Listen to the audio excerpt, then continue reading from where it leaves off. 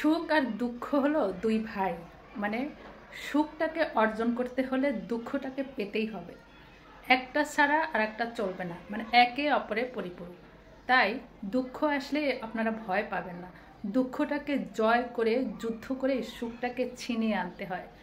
সুখের ভাব পাওয়ার আগে দুঃখটাকে বিসর্জন দিয়ে, যুদ্ধ করে, ত্যাগ স্বীকার করে তবেই সুখের সন্ধান পাওয়া যায়। খুব সহজে কেউ সুখ পায় না।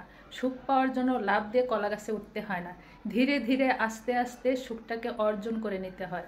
দুঃখের পরেই কিন্তু সুখ আসে।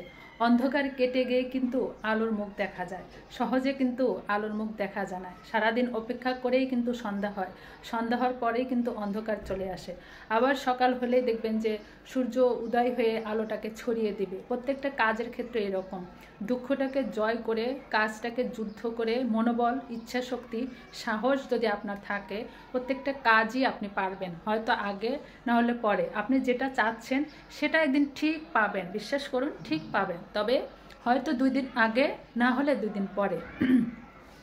মানুষ যা চায় তা পায় না, এটা ঠিক। যেমন আবার যেটা চায় সেটা আজ না হয় কাল সেটা পাবে, মানে পাবে যদি সে মন থেকে সেটা চায়। এবং মনটাকে ফ্রেশ রাখতে হবে, আত্মবিশ্বাস থাকতে হবে, কঠোর পরিশ্রম করতে হবে। পরিশ্রম ছাড়া কোনো কাজে সফল হওয়া যায় না।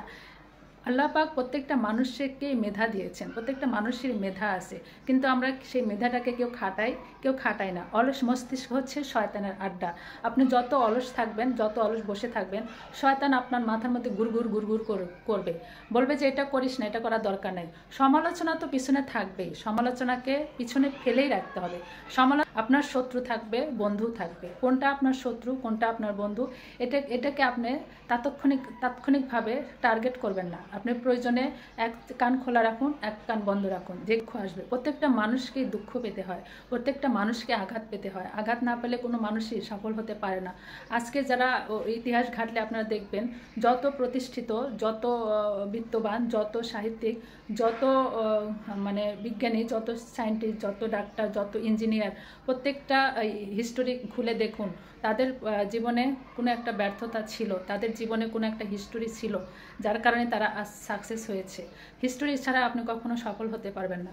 ইচ্ছা শক্তি থাকতে হবে, মনোবল থাকতে হবে, জেদ থাকতে হবে। যে জেদটাকে আপনি কাজে লাগাতে পারবেন, যে জেদটাকে আপনি সামনে এগিয়ে নিয়ে যেতে পারবেন, সেই রকম একটা জেদ থাকতে হবে। মানুষের সবসময় কথা কান দেওয়া যাবে না। মানুষ তো আপনাকে বলবেই, মানুষ কারণ আল্লাহ মুখ দিয়েছে মানুষকে বলার জন্য। তাই মানুষের মুখ যতদিন আছে, মানুষ ততদিন আপনাকে নিয়ে সমালোচনা করবেই, মাস্ট। সেটা হোক কাছের কিংবা দূরের। আপনার আত্মীয়র মধ্যেই দেখবেন সমালোচনা আপনার বেশি করতেছে।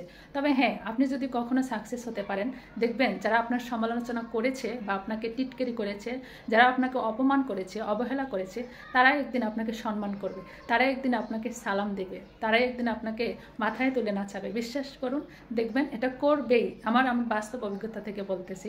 আমার অত অভিজ্ঞতা নাই, যতটুকু আছে ততটুকুই আপনাদের শেয়ার করলাম।